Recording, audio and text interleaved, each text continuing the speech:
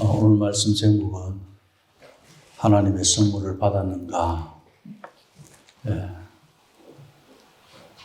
우리 어떻게 대답하시겠습니까? 너무 많아요? 몰라요? 아니면 어떤 대답을 할지 궁금합니다. 성경에서 선물이라고 그러면은 성령의 은사도 선물이라고 그러고 구원도 선물이라고 그러죠. 오늘은 특별히 하나님의 선물을 받았는가 라는 제목의 답은 미리 드리려고 합니다. 은혜라는 선물입니다. 은혜. 근데 대부분의 사람들이 보면 은혜라는 선물에 대해서 그냥 뭐 이렇게 내가 받지 못할 그런 것들을 받은 것 정도로 그렇게 생각하는데 그렇지 않습니다. 내가 받지 못할 것을 받은 것 정도는 자비라고 그러죠. 은혜는 내가 하지 못하는 것을 하게 된 것이 은혜입니다. 그래서 오늘 이 자비라는 것은 우리가 큰 전환점이 없어요. 내가 받지 못한 것을 받았다. 그냥 고마운 걸로 끝날 수 있어요. 그럼 내가 하지 못하는 것을 할 수 있었다고 했을 때는 전혀 다른 이야기예요. 왜냐하면 이것은 신분의 변화 없이는 불가능하기 때문에. 어느 정도냐면은 역사가들이 예수님이 이 땅에 오신 것을 기준으로 해서 BC라고 그러고, 그죠? Before Christ. 그리고 예수님 오신 이후를 AD라고 그러죠. Anno Domini. 이거는 이제 그리고로 이야기하고 있는 건데, 예수님 오신 이후 현격한 차이가 있다는 거예요. 인류 역사에서 예수님 오신 그것을 기점으로 해서 그 이전과 그 이후는 이스라엘에만 제한된 게 아니고 전 인류 엄청난 차이를 가져왔다. 이것은 다시 말하면 은혜를 받은 사람과 은혜를 받지 못한 사람의 현격한 차이하고 똑같은 거예요. 그러면은 오늘 우리 이 분기점, 인류 역사의 분기점과 그리고 예수 그리스도를 믿기 전과 예수 그리스도를 믿은 이후에 그 현격한 차이, 그 분기점에 대해서 오늘 말씀 안에서 우리가 한번 들어가 보려고 하는 거예요. 먼저 1절에서 3절 말씀을 보면 예수 그리스도를 믿기 전에 삶에 대해서 나오고 있습니다. 오늘 에베소서 2장 1절에서 10절까지 말씀은 우리 그리스도의 복음이 굉장히 얼마나 파워풀한 건가에 대해서 인간의 과거의 삶과 현재의 삶과 미래의 삶을 어떻게 뒤집어 나오는가에 대해서 말씀하고 있는 겁니다. 그런데 오늘 그 중에 1절에서 3절까지 말씀은 우리가 예수님 믿기 전 과거의 삶을 두고 이야기하고 있습니다. 너희 허물과 죄로 죽었던 너희라고 이렇게 이야기합니다. 1절 말씀에 보면. 그죠? 자, 두 가지예요. 허물과 죄로 죽었다. 허물은 법적인 용어예요. 규정해 놓은 것을 어겼다는 이야기예요. 그 규정해 놓은 법을 어겼고, 그리고 죄라고 이야기합니다. 그리고 이 죄는 뭘까요?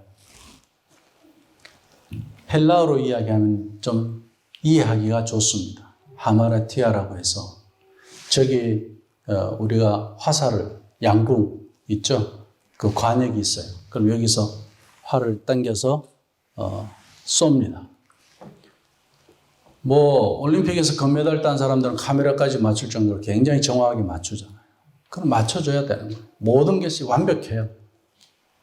거의 퍼펙트한 점수를 받는 그런 기술인데 참 아무리 관역을 완벽하게 맞추고 그렇게 쏘아도 이 화살이 그 정중앙에 가서 맞지를 못해요. 비스듬하게 가서 맞지도 않아요. 그냥 가다가 관역에 가기 전에 떨어져 버려요. 이게 죄예요.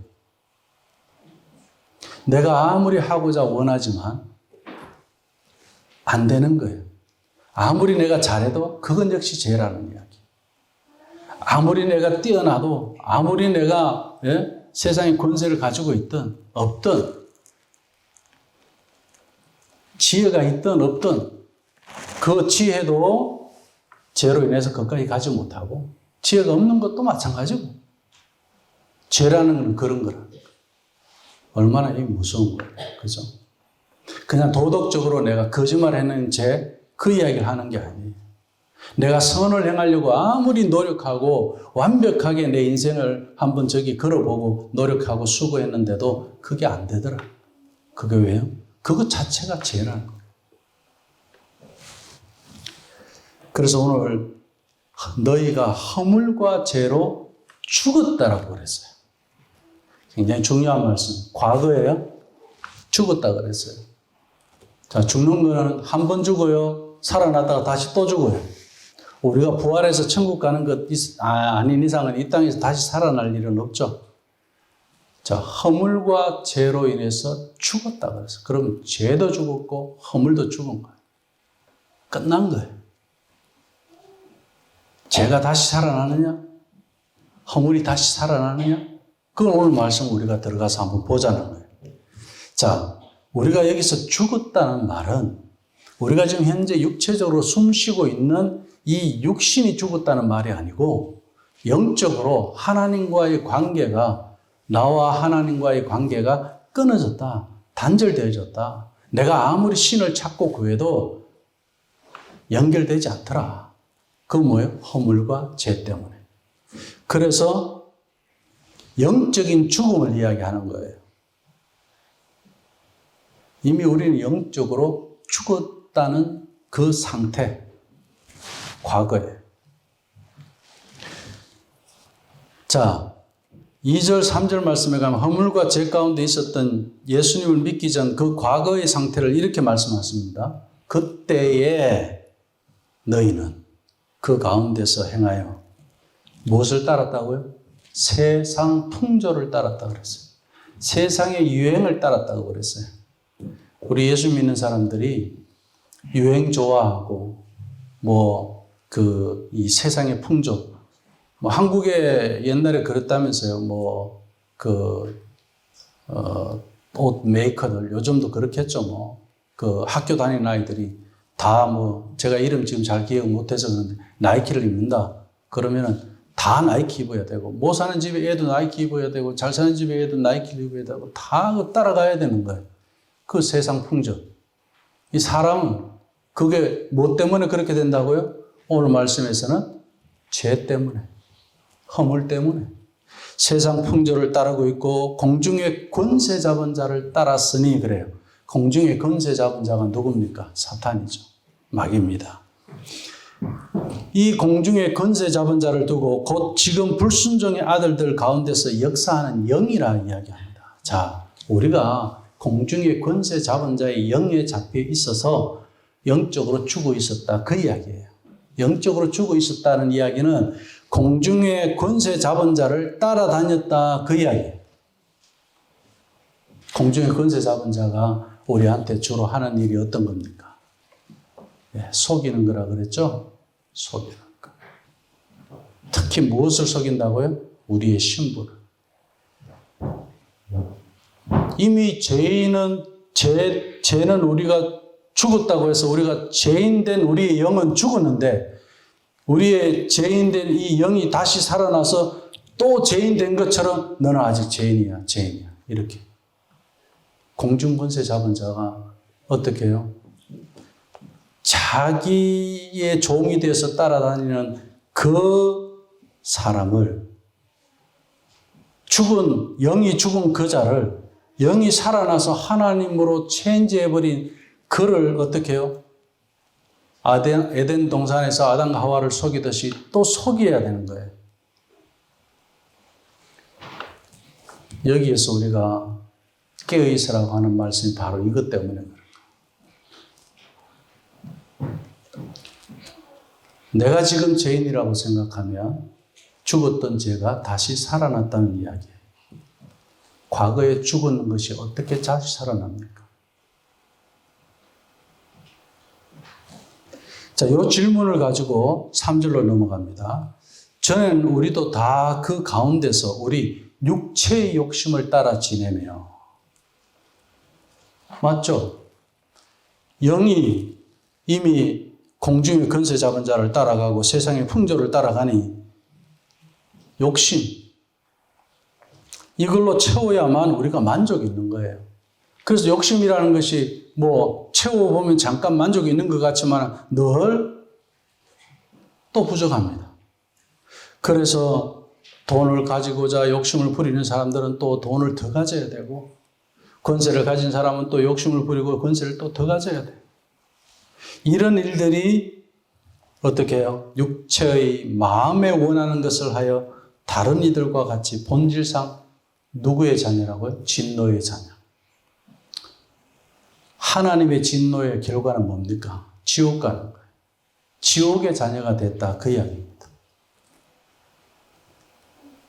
자, 우리 영이 죽어 있는 것 자체가 사단의 권세를 따라가는 거고, 세상의 풍조를 따라가는 거고, 육체의 욕심을 따라가는 그런 지옥의 자녀다.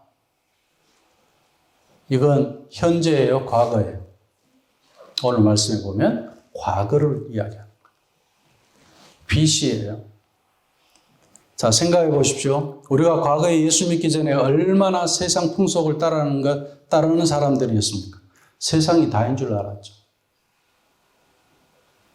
세상 사람들이 하면 나도 따라야 하고 세상 유행을 따르는 사람, 그것이 다 세상의 노예가 된 상태라는 말씀입니다. 또 우리는 얼마나 사탄의 놀이개가 되었습니까? 그 마귀 사탄의 노예가 되어 있었습니다. 과거에 예수님 믿기 전에는 사탄이 늘 우리에게 뭘 줬죠? 그래, 네가 주인해. 네 자존심이 주인이야. 하나님은 너를 행복하게 못해. 신이 어디 있어? 하나님이 어디 있어?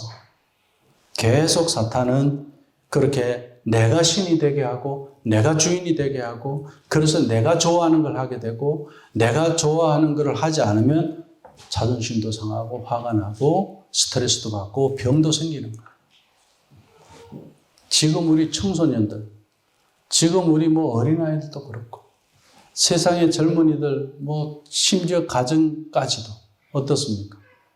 지금 이런 마귀 사탄의 노예 안에서 조종을 받는 것이 얼마나 많습니까? 지나고 나서 보니까 우리가 이제 과거를 돌아보니, 그때 내가 정말 이렇게 조종을 당했었구나.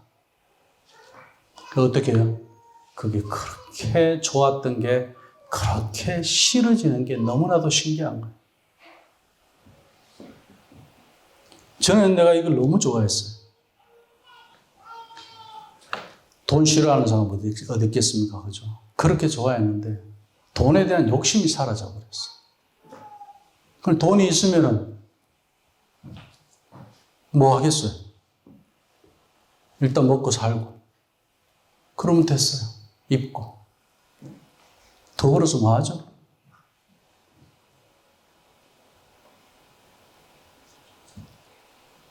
이제 방향이 달라져.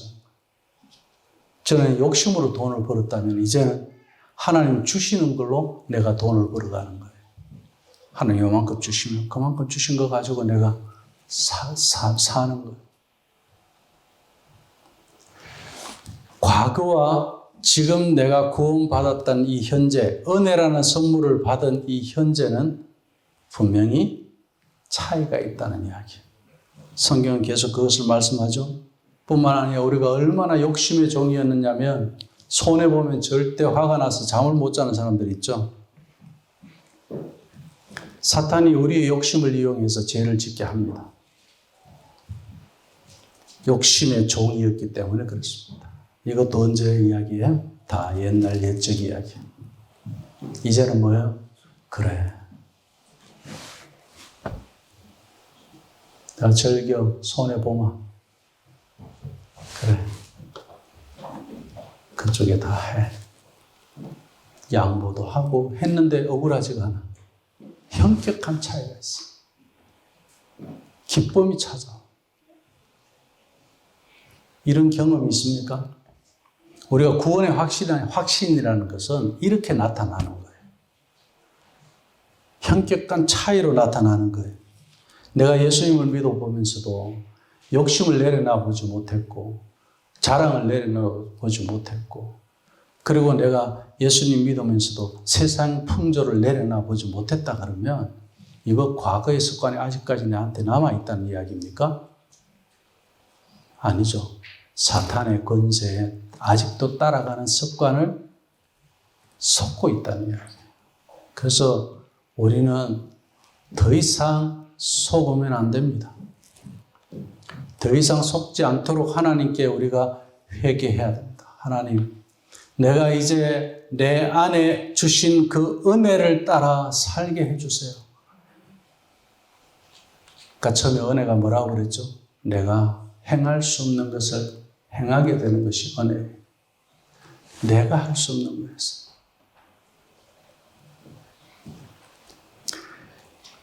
그래서 결국 우리는 본질상 진노의 자녀, 지옥의 자녀가 되었다라고 말하고 있습니다. 우리가 과거에 예수를 믿지 않을 때는 영적으로 죽었고 세상과 마귀와 욕심의 종이었고 결국은 하나님의 진노를 받을 수밖에 없는 그런 두려운 상태에서 우리가 하루하루 살아가고 있었다라고 오늘 사도 바울은 말하고 있습니다. 그런데 우리가 예수님을 믿은 후 현재는 어떻게 되었다고 이야기합니까? 오늘 말씀 4절에서 10절까지의 말씀.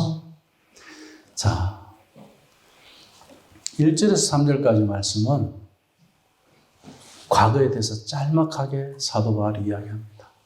4절에서 10절까지 2배 이상으로 길게 이야기합니다. 저는 이것 자체로도 은혜라고 생각했어요. 너무 감사했어요.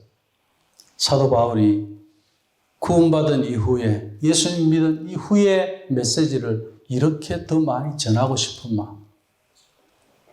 기억하십시오. 우리 믿음 생활이 그런 거예요.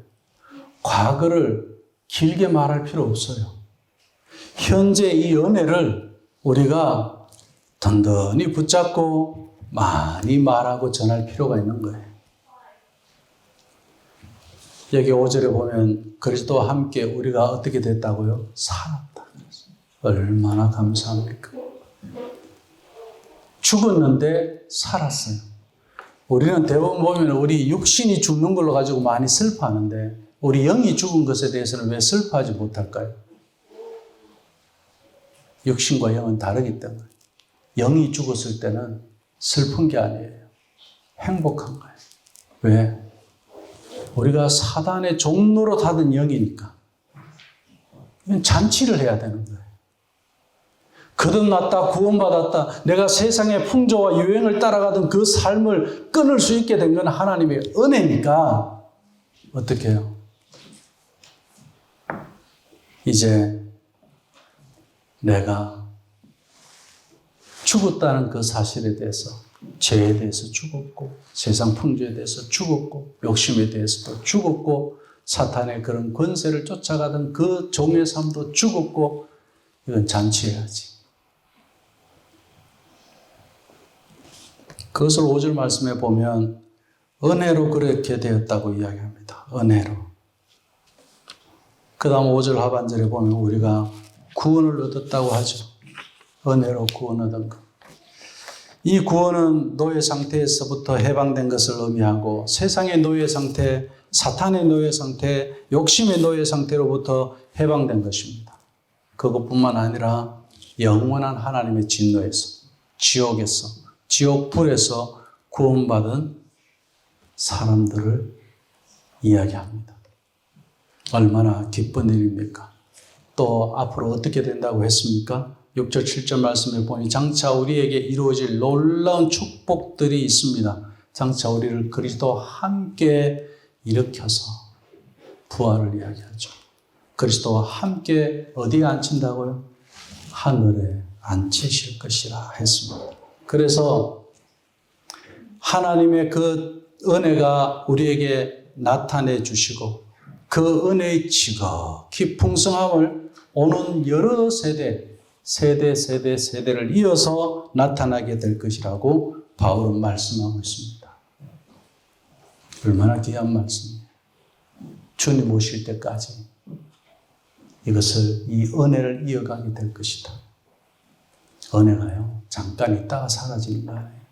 저는 설교 끝나고 난 다음에 진짜 은혜를 알고 은혜를 받았습니다 하는 것은 참 저는 기뻐요. 근데 은혜가 뭔지 모르고 은혜 받았습니다 할 때 참 슬퍼요. 왜? 은혜는 내가 할 수 없는 걸 했거든. 예를 들어서 오늘 예배에 내가 왔잖아요.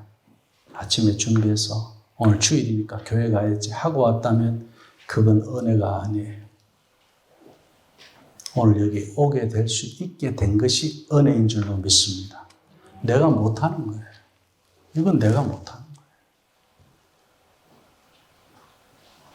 예배 순서 하나하나가 모든 것이 다 그렇습니다.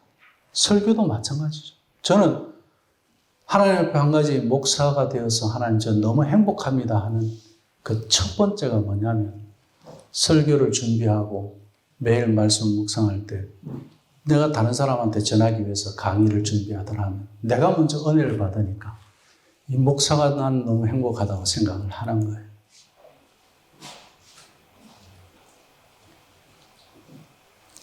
얼마나 놀라운 일입니까? 목사뿐만 아니라 하나님 은혜 앞에서 우리가 다 같죠.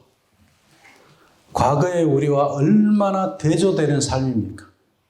예수님 믿는다는 것은 이렇게 큰 변화를 일으킵니다.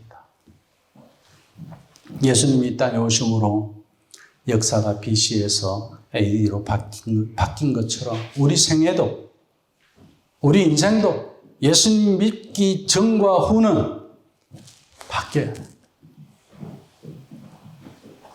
어떻습니까? 우리 사람은 육체적인 생명만 가진 것이 아닙니다. 육체적인 생명은 언젠가 다 쇠하게 되어 있고 죽게 되어 있습니다. 그러나 영적인 생명을 가진 사람은 어떻습니까? 죽어도 사는 줄로 믿습니다. 살아서 믿는 자는 영생을 얻는 줄로 믿습니다. 성경은 그렇게 약속하고 있습니다. 우리 예수 믿는 사람은 마귀를 호령하는 사람이에요. 속는 사람들이 아니에요.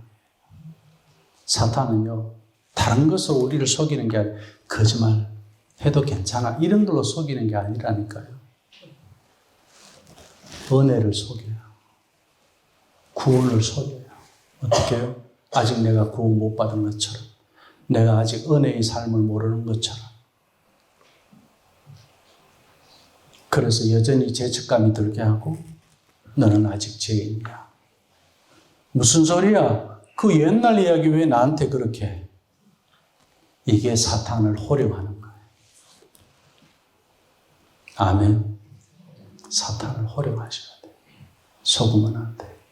그럼 우리는 죄인으로 다시 돌아갈 수 있나요? 없나요? 돌아갈 수 없어요. 과거에. 어떻게 AD가 BC가 될 수 있나요? 이와 똑같은 겁니다. 우리는 한 번 의인은 영원한 의인인 줄로 믿습니다.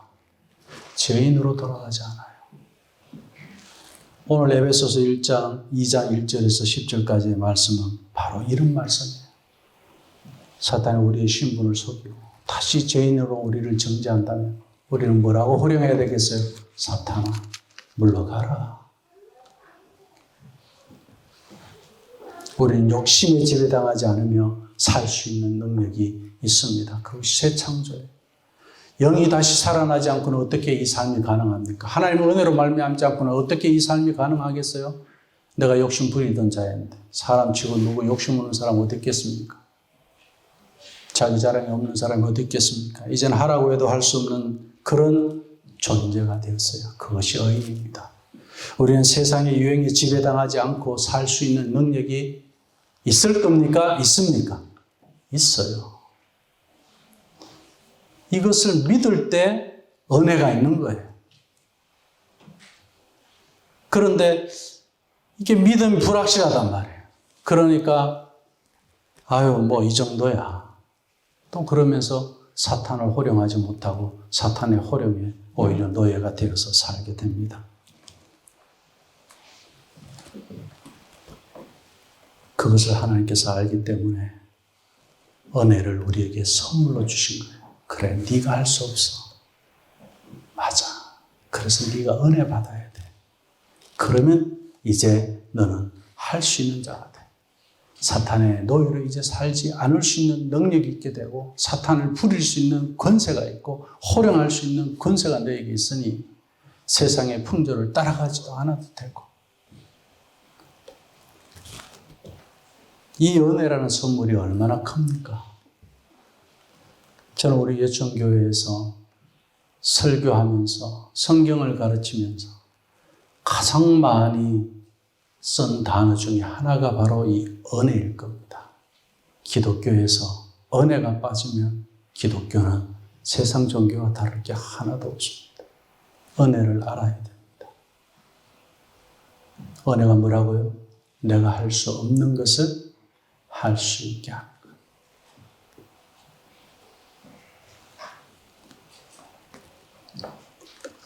얼마나 감사합니까? 8절, 9절 말씀에 뭐라고 했습니까? 너희는 그 은혜에 의하여 믿음으로 말미암아 구원을 받았으니 이것은 너희에게서 난 것이 아니고 하나님의 선물이라. 행위에서 난 것이 아니니 이는 누구든지 자랑하지 못하게 하리라. 함이라. 하나님의 선물을 받았습니까? 하나님의 은혜를 안다면 누구든지 자랑할 수 없습니다. 왜냐고요? 내가 할 수 있는 게 아니었으니까. 내가 할 수 없었던 거였으니까. 은혜를 받고 나니까요. 제가 제일 쉬웠던 게 하나 있었어요. 저는 제가 회개를 해도 옛날에 이제 학생 때 회개를 해도 내가 거짓말 했던 거, 또 시골에 가서 아버지한테 이제 생활비 받아올 때 창고 수비를 조금 더 올려갖고, 그래갖고 이제 내 친구들하고 놀러 갈 때 쓰려고 돈 좀 이렇게 오늘 이번 달에 이만큼 필요합니다 할 때 이제 그렇게 속였던 거, 그런 것들. 그런 거 회개 정도로 저는 생각을 했어요. 은혜를 몰랐을 때. 은혜를 알고 나니까 기도가 제일 쉬웠어요. 그리고 하나님 앞에 회개를 하는 것이 무엇인지 알았어요. 하나님, 내가 하지 못하는 기도를 할 수 있게 됐네요. 너무너무 신기했어요. 하나님 앞에 기도하는 게 그렇게 신기하더라고요. 우리가 세상에 그런 어떤 비는 이야기 이런 거 다 들어봤는데 기도는 호흡이라 그러잖아요. 숨 쉬는 것처럼 쉬운 거예요. 그런데 기도가 왜 그렇게 어려울까요? 전도도 마찬가지예요. 왜 그래 어려울까요? 내가 하나님 앞에서 그렇게 달라진 신분을 가지고 살아가는 사람이라면 저 사람도 과거의 그 삶과 현재의 그 삶의 변화는 하나님의 은혜로 되어져야 되는 거니까 내 삶을 보여주는 것이 최고의 전도겠죠. 왜요? 상대방이 내가 할 수 없는 것을 하나님의 은혜로 하는 것을 보고 하나님이 있는 것을 믿게 될 거니까. 초대교회의 전도가 다 그랬어요.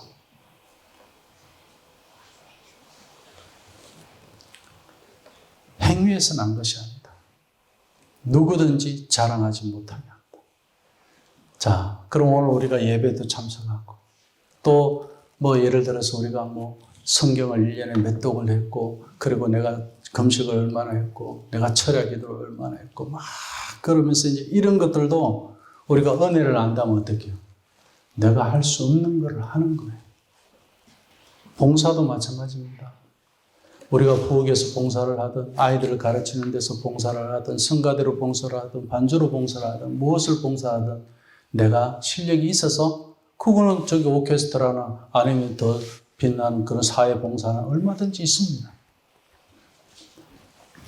예배하는데, 그리고 믿음의 성도들이 같이 교제하는데, 여기 우리가 함께 봉사하고 교회 식구들이 한 마음으로 하나님을 향하는 이 일에 우리가 쓰임받는 것 자체가 은혜죠.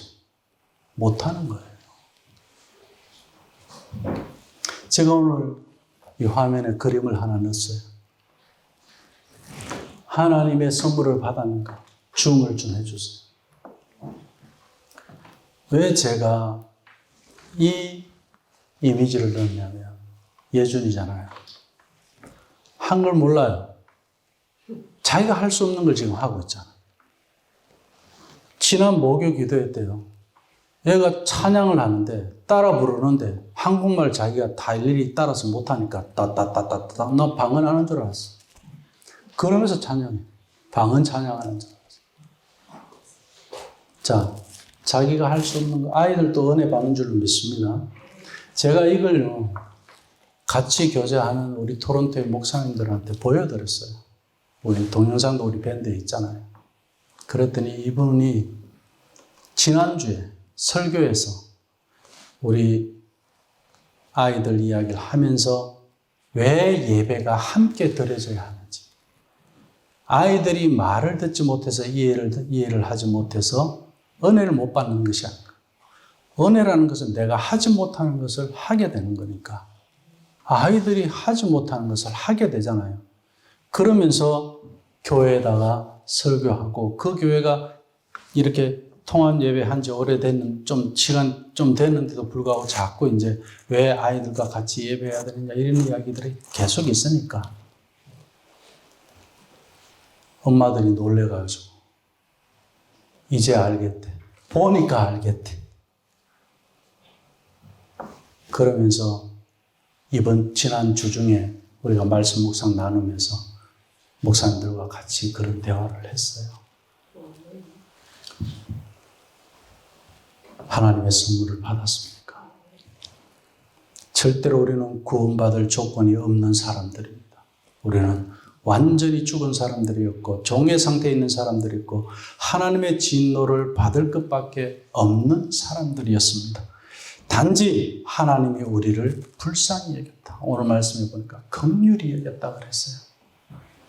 이 마음이 우리 안에 생기더라고요. 내가 은혜 받고 나면은 참, 봉사 못하고, 아니면은 예를 들어서 우리 아직 우리 아이들이 그 수준에 미쳐서 뭘 못한다, 이렇게 이야기해도 그게 못하는 것 때문에, 좀 잘하면 좋겠는데 하고 이렇게 판단을 하는 게 아니라 긍휼히 여기는 마음이 있습니다. 그래, 나도 옛날에 저랬지. 하나님의 은혜만이 해결되지. 왜냐하면 값없이 주신 거기 때문에. 내가 그 사람보다 나을 게 없어요. 나도 그랬으니까. 그래서 하나님의 긍휼을 구하는 거예요. 하나님 도와주세요, 저 사람. 하나님 도와주세요, 저 아이.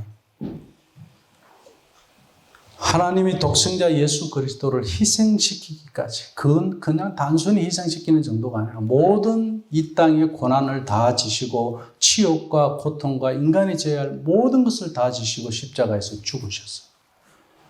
그분이 무슨 죄가 있어서 세상의 모든 죄를 다 감당하셨냐. 그렇다면 내가 좀 잘난 것, 다른 사람보다 조금 낫다 한들 우리가 영적으로 그걸 보면, 은혜 안에서 보면 내가 저 사람보다 더 나을 것이 없었어요. 과거의 나를 보면 내가 제일 큰 죄인으로 보여. 내가 싫었던 그 사람도, 전에 내가 교회 일을 하면서 상처받았던 그 사람도 불쌍해. 왜요? 나도 과거에 저 사람보다 더 큰 죄인이었으니까. 나보다 더 큰 죄인은 없더라. 알고 나서 보니까 그렇더라는 거예요. 이게 십자가에서 죽는 거예요. 십자가에서 죽어보면 다 나보다 나은 것 같아. 그래서 성경 말씀에 남을 나보다 낫게 여기는 그것에 대해서 우리가 불편하지 않아요.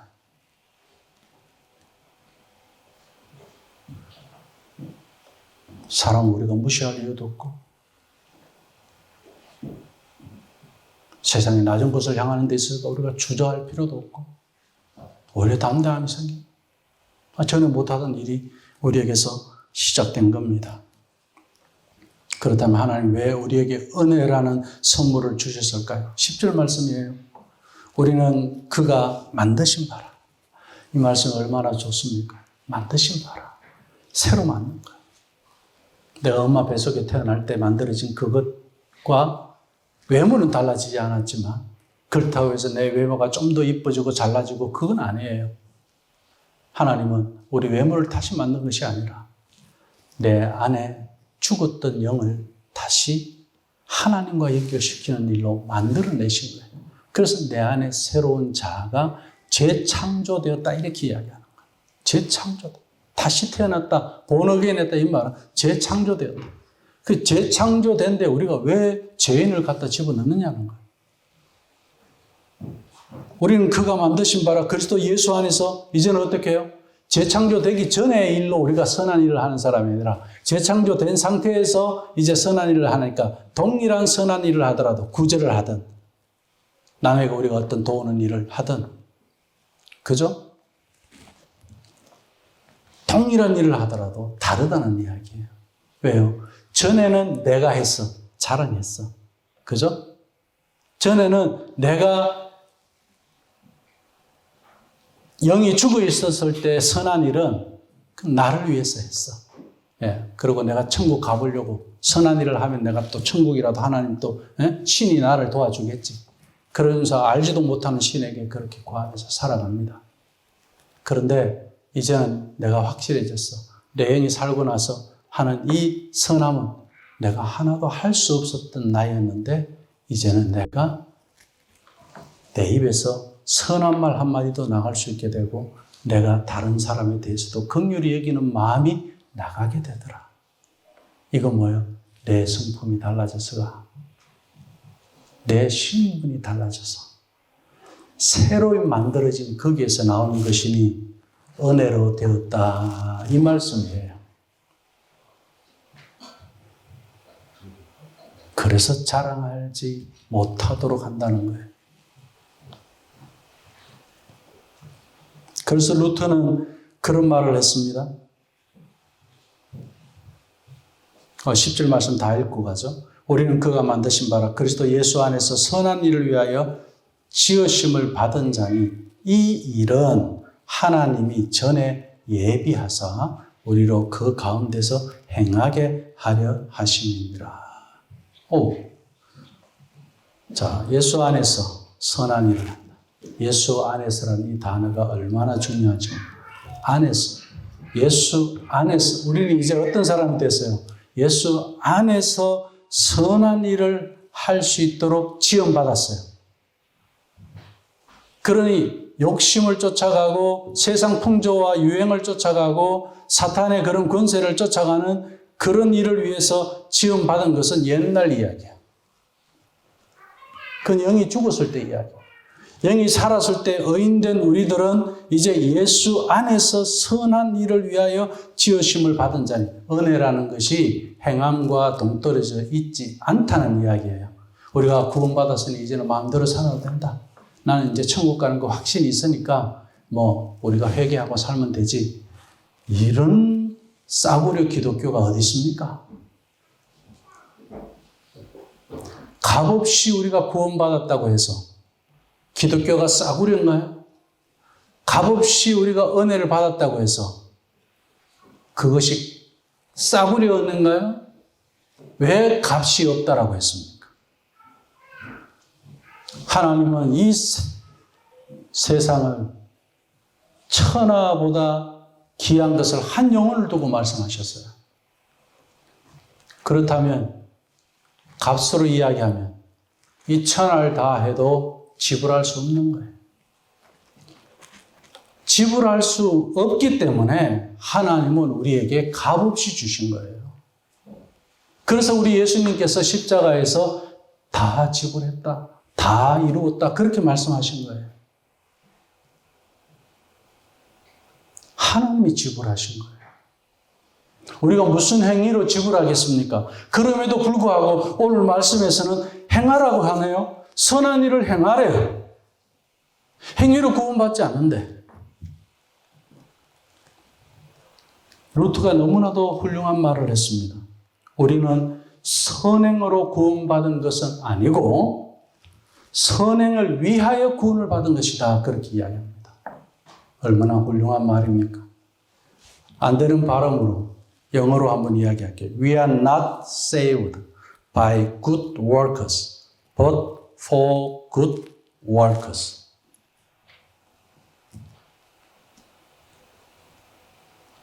그래서 이제부터 우리는 선한 일을 나타내서 하나님께 영광을 돌려야 합니다.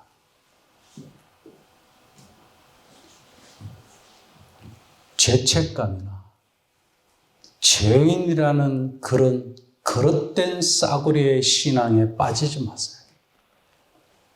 그거는 속고 또 속는 삶을 반복하는 것 뿐입니다. 거기서는 신앙이 자라지 않아요. 이제 우리는 은혜로 자라는 사람들이에요. 말씀을 맺습니다. 지금의 내가 얼마나 귀한 의인입니까? 그러나 영이 살아난 자의 진짜 삶은 이제부터입니다. 우리에게 주신 선한 일을 예수 그리스도 안에서 이루어드리는 삶입니다. 예수 그리스도를 위하여서 하려고 하지 마세요. 예수 그리스도 안에서 하시라. 내가 예수 그리스도 안에 있고 예수 그리스도 그분이 내 안에 있을 때 우리는 예수님께 물을 수가 있어요. 예수님 이거 어떻게 해야 합니까? 그리고 예수님은 내 안에서 어떻게 말씀해 주시겠어요? 그래, 내가 이렇게 한번 해봤어. 너도 한번 그렇게 해볼래? 그걸 우리가 어디서 볼 수 있죠? 성경에서 볼 수 있잖아요. 전에 내가 이렇게 못 살았던 삶이에요. 예수님과 이렇게 대화를 못했던 삶이었어요. 그래서 이제는 우리에게 전혀 새로운 삶이 시작되었습니다. 이 삶을 살아드리는 것, 이 삶을 이뤄내는 것, 예수 안에서 이것이 은혜고 그리고 우리가 구원받은 이유이고 목적입니다. 오늘 예수님으로 말미암아 은혜의 선물 받은 것을 감사하시기를 주님의 이름으로 축원합니다.